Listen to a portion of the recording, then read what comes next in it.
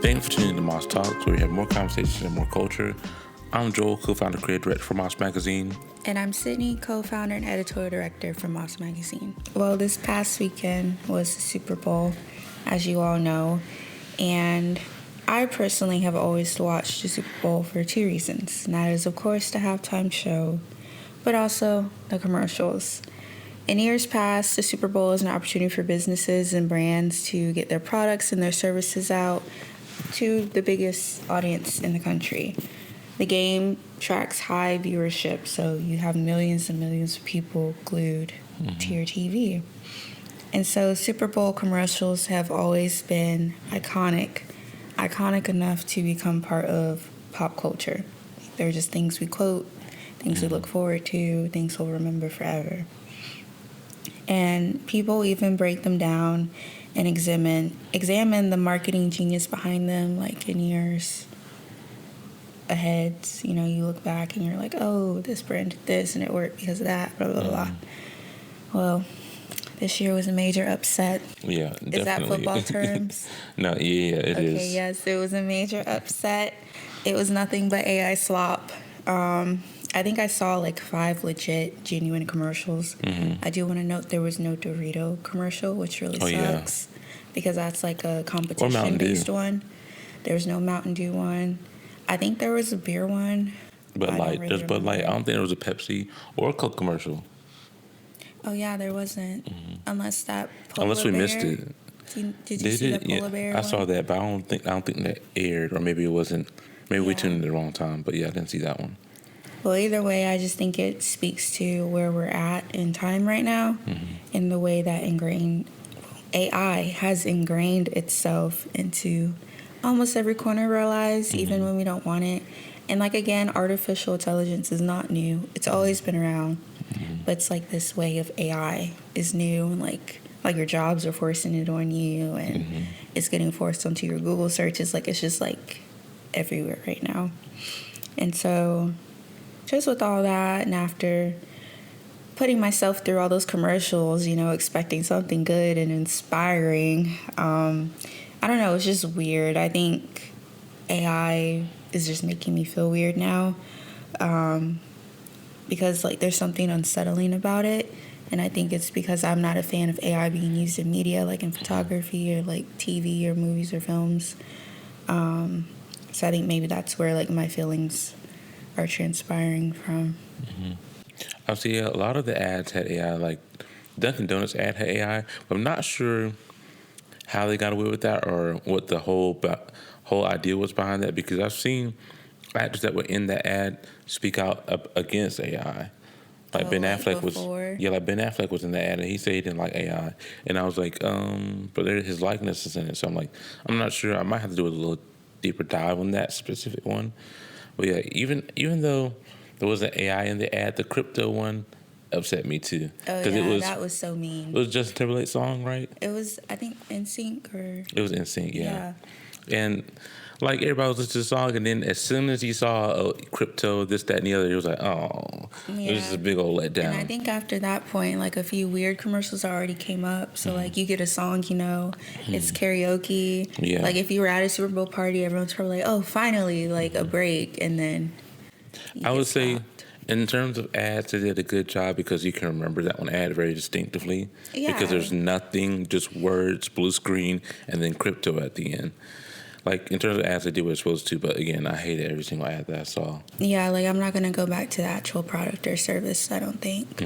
I was really heartbroken by the Dunkin' one. I was like, oh, my God. Yeah. But then again, it's probably, like, their likeliness, and they don't own that, so companies can do whatever they want with that, and if they want to make AI versions, they can. That's probably what it is, but I feel like there's something bigger. Like, in my mind, I think there's something bigger with that one. I think there's a reason they asked to have that ad shown on a big stage. Well, I mean, it's always an opportunity to get your stuff out. Because I don't think it was just for Dunkin' to sell a product. I don't distinctly remember any product specifically from that video. Well, I think it's just something with, like, nostalgia. Because everyone in there was, like, from the 80s and the 90s.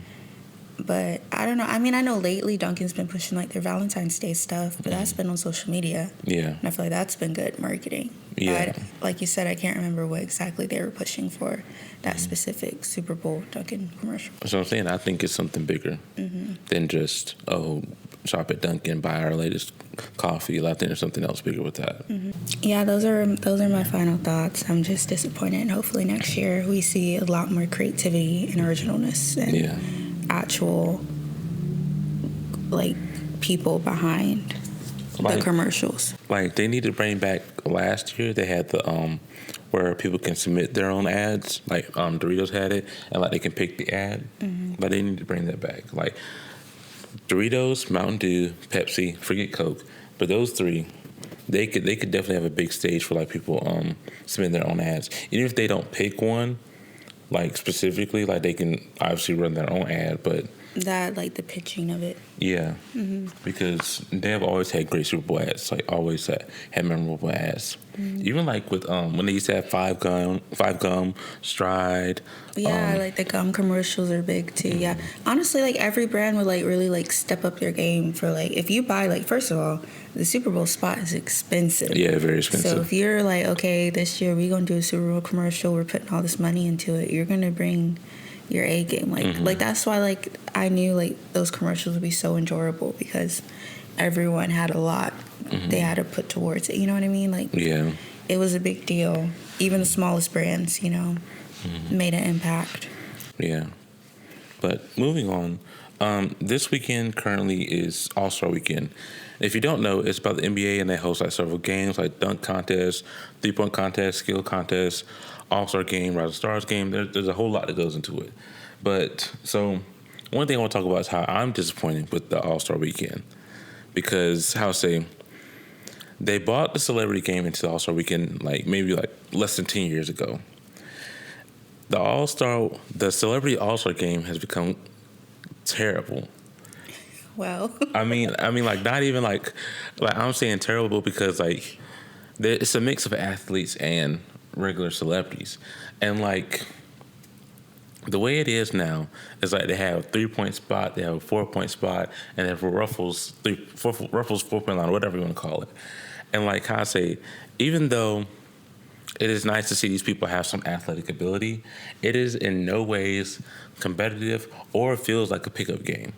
It's not even close. It's literally just a game of pass and shoot. That's what it is. Well, I have some thoughts. Go ahead.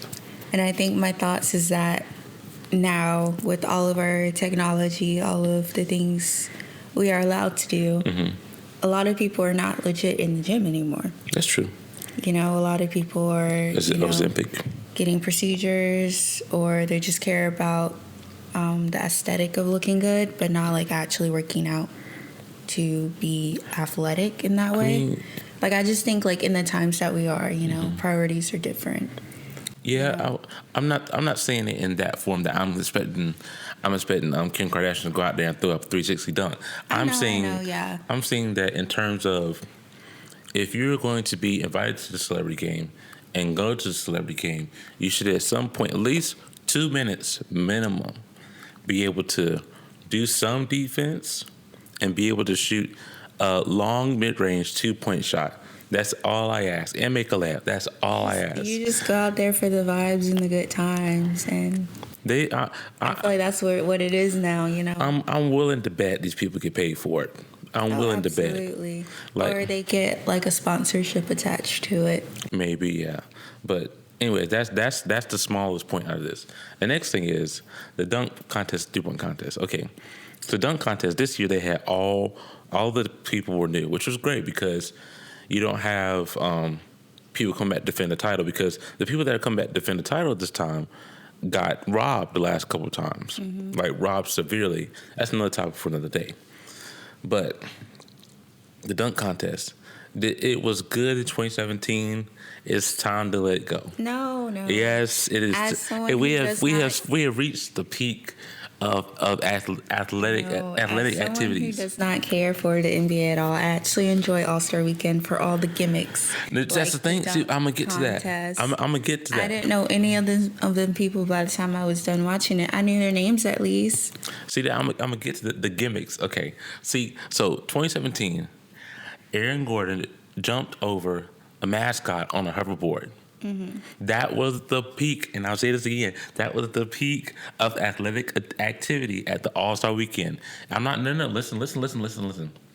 As someone who doesn't watch basketball, listen to me for 1 second. I have a thought. For 1 second, because I'm not saying like, oh, he did under the legs. He went. I'm not saying like he opened his legs and jumped over. He sat in the air.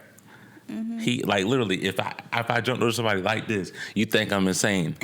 That was the peak. The literal top of the mountain for athletic activity, and it should have stopped there. I have a counter argument. Go ahead. I think the real issue is creativity, because like you said, it peaked. So people aren't coming back and thinking like, okay, what can we really do different? How can we really shock people?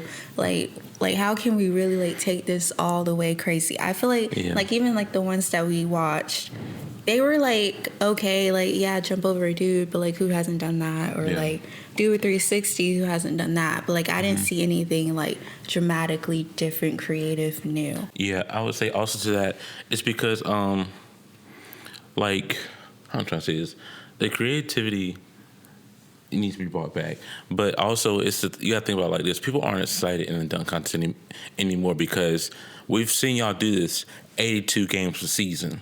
We've seen you dunk. We've seen you get into the open floor, throw it on a windmill, throw it between the legs maybe, or just throw it backwards. We've seen you do this 10 times over 10. And so the thing is, the gimmicks need to be brought back. The gimmicks that used to be, like Dwight Howard used to be Superman. Dwight Howard was Superman for 1 year, and he won a dunk contest.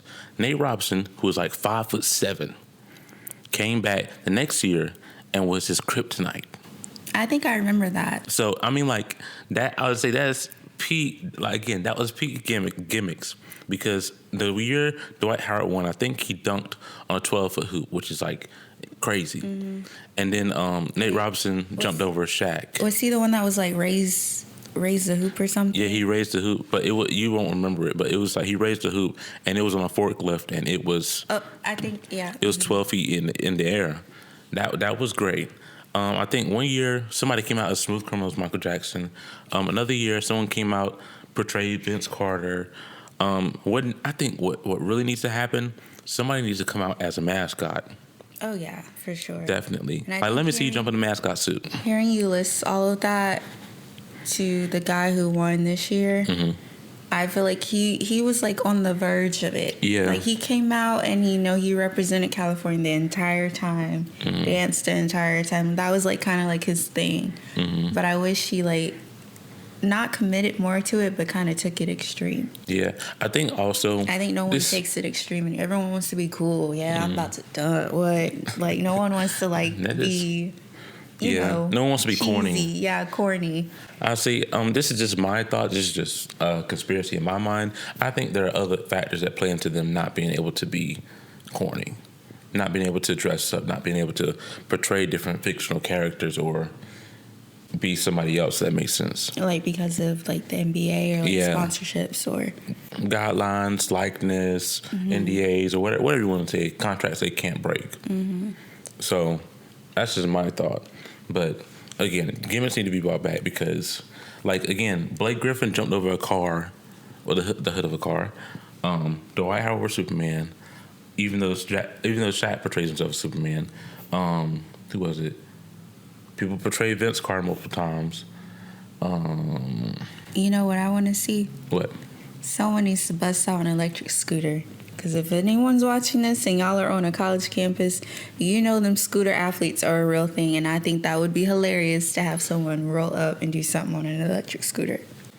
Like how you were talking about the hoverboard. I think, honestly, a great dunk would be if somebody was riding an electric scooter under the hoop and they jumped over them at the same time. Wait, like someone, what? like if someone rode an electric scooter, like they're driving an electric scooter towards under the rim, and while they ride it under the rim, the person jumps over them and dunks it.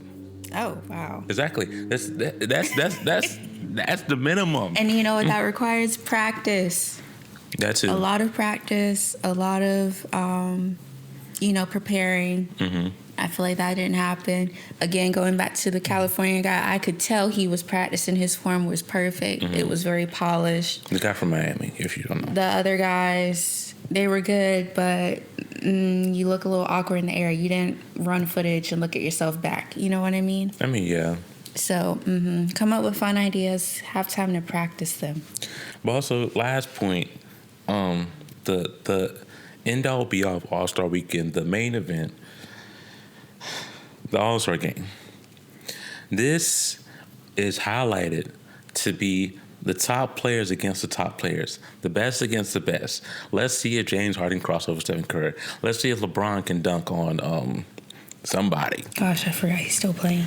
Yeah, like this is the thing.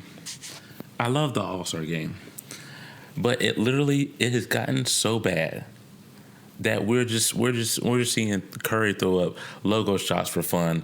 It's a shoot around. That's what it is. It's a shoot around. Well, who won? It comes on today. Oh, that's tonight. Yeah. Wait, how do they divide the teams up though? They make their own teams. It's divided into the conference, East and West. So the best players from the East, best players from the West. I don't know if it's still fan voting, but that's how it was. Like fans vote on the best player, like who should be in the game. Mm-hmm. And like again, the voting mattered so much that it goes into the player's resume. Like if a player wins the dunk contest, in the reality of being in the Hall of Fame, nobody cares.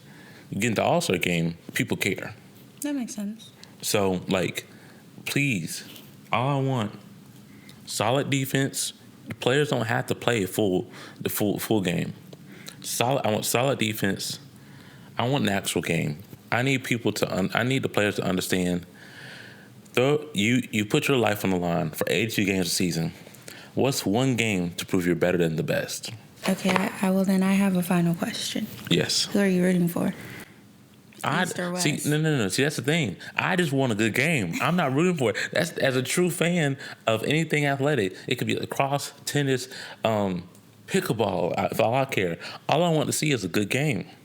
And when it comes to basketball, it's the same thing. I don't want this. This is the thing. Again, as a true fan, I don't want to have to leave at the third quarter because the West is up by 30. I just want a good game. Either way, you're supposed to stick around. Yeah, I'm sticking around for a good game. I put my time into this. They put their time into becoming the best. Act like it. That's all I got to say. Okay. We're going to speak with another great artist, Riley Jane, about how she makes her music and how she defines her creative process. So stick around for that. Good afternoon, and thank you for tuning to Moss Talks. Today we have the pleasure of speaking with Riley Jane, a rising musician who wrote, performed, and recorded her debut album while navigating her first year of college. Thank you, Riley, for joining us today. Yes, thank you so much for having me. So I want to kind of jump right in. You released your debut album after writing and recording everything yourself. What did you learn about your sound while creating it on your own? I feel like I learned a lot of things. I'm a lot more on the actual like instrument and writing side than I am at all with like audio tech. It's really like a completely different world for me, any of the like technological part of it. So I recorded it like very basically, like I looked up some GarageBand YouTube tutorials and basically just did that. And I feel like I learned a lot about like, because I know like audio production at home is becoming like a more, I guess, standard like way for musicians to record their stuff. And I think it was a good opportunity for me to learn at least a tiny bit of like skills regarding that. And I think I learned a lot about like myself while writing like the lyrics of a lot of the songs. It's more of, I've written a lot more than I've released. And my first album was more of just a compilation of like my favorites kind of picked out of different projects that I worked on that I just wanted to like share. And yeah, I feel like I learned, sorry, I'm like, the words are in my head and I can barely get them out. I feel like I think I learned a bit about audio production, and I'm trying to learn of like more about like putting myself out there to actually like get things heard. I say, so when you were writing or and when you're working on your craft, basically, do you go to GarageBand or do you have like a program you prefer? It's like usually if I'm recording something, I'll just use GarageBand. I'm not that familiar with any other of like the programs, although I would like to learn at some point.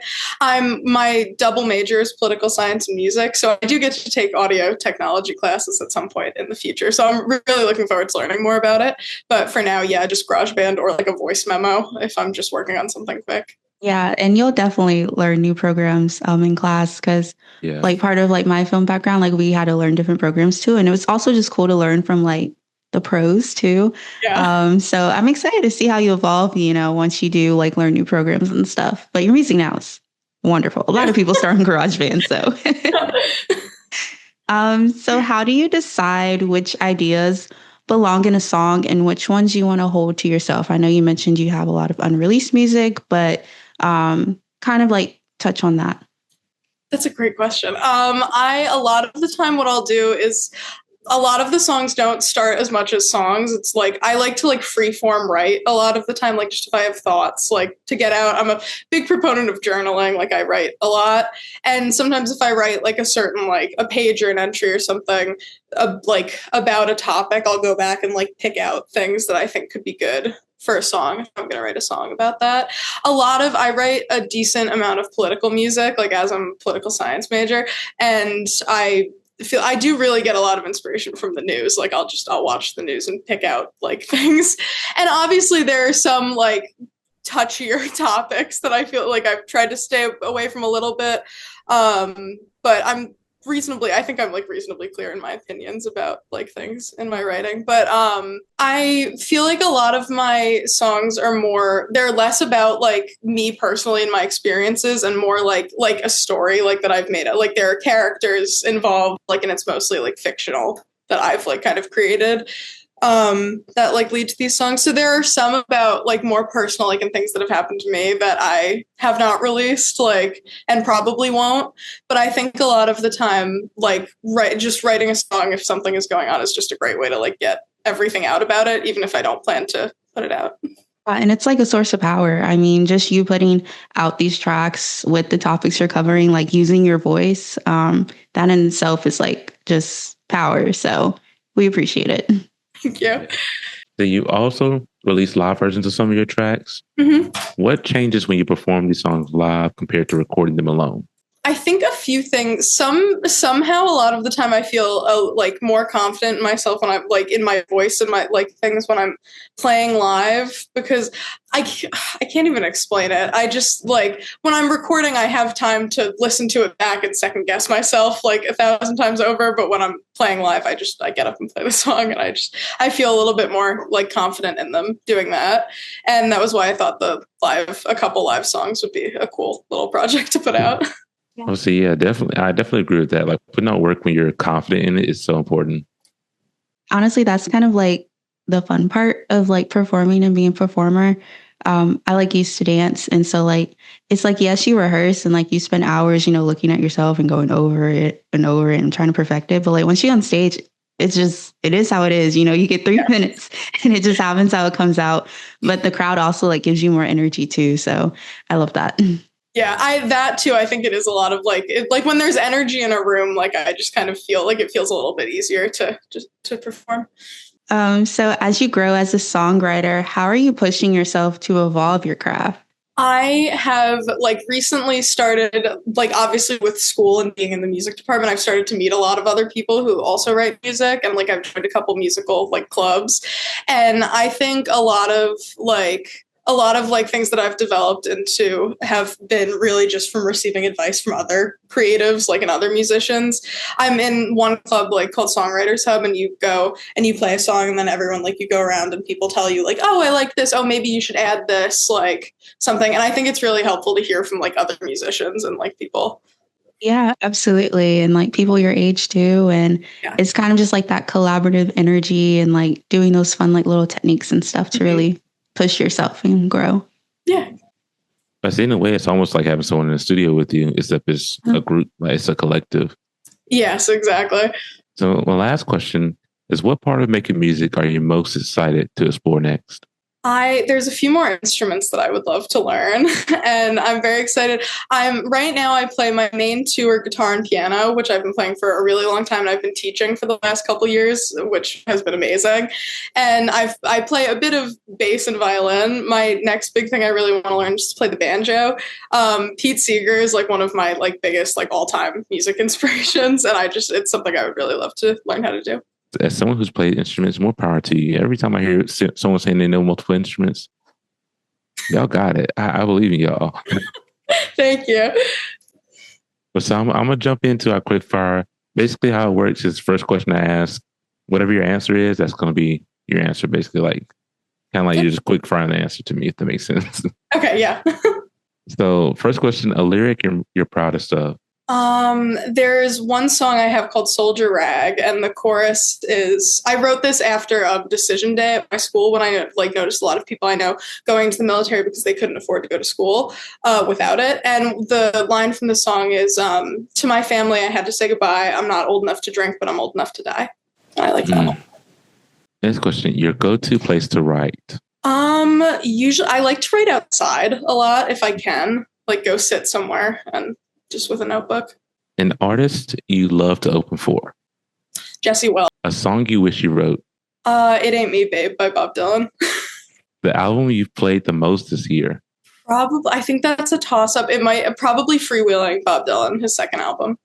I'll say so. Okay, so we'll go back over these a little bit. So when you say a go-to place to write is outside, are you talking like what season are you in when you write outside? Let's see that. I would say I don't think you write outside in the winter. No, not right now. Mostly fall and spring, like when the weather is like a reasonable temperature. And if not outside, just like usually at my desk, I really just like to sit down, like pen to paper. And the reason I asked the season, I was asking was like, does it matter where? Because I say some people like have like a specific spot, like it's like got to be an open grass field, or it's got to be outside my coffee shop, or does it matter? I think it does a little bit. I have two favorite places like outside that I like to write. Here on campus, we have a spiritual life center, and there's behind it, there's like rocks with water and like some benches around it. And it's just my favorite place on campus. And I think it's so pretty. And I love to, in the fall, like when I first got here, I love to sit there and write. And at home, I have my bedroom window goes out over a roof. So that like overlooks my backyard. So a lot of the time I would go sit out there and write. Yeah, I'd be on that roof every summer night. Yeah. To the stars. I actually have a follow-up. Is that okay, Joel? Yeah, go ahead. Okay, great. So Bob Dylan, he's come up twice. Did you like grow up listening to him? Did your parents introduce you to him? Like, I'm getting the sense he's your favorite artist. So like, can you just go into that and his influence? Yeah, absolutely. He's up there in my like biggest inspirations. Both my dad is a really big 60s music fan. And when I was younger, it was a little less Bob Dylan himself, but covers of his music from other bands like the Turtles and the Byrds. The Byrds version of My Back Pages is one of my favorite songs of all time. And I got into him a little bit more recently, like I guess recently in the last couple of years when I started playing more open mics, and I would like hear people play his songs all the time, and then I really got into, I listened to like 10 of his albums in a row and just got like very into his music. And I love his political, like all of his political songs. They're a huge inspiration to me. Like him, Joan Baez, Pete Seeger, and Woody Guthrie, all from that era, are probably like four of my biggest influences. Love it. And I love that your dad kind of introduced him to you. Thank you again, Riley, for joining us today. Y'all, if y'all have Spotify, if y'all have Apple Music, Riley, are you on YouTube? Yes, I am. I'm out everywhere that you listen to music. I see, exactly. Anywhere you listen to music, y'all go look up Riley Jane. Please go support her music. Like you hear the inspiration, you know where it's coming from. Please go like, subscribe, repost, share with your friends, share with your family. Please go support Riley Jane. Thank you so much.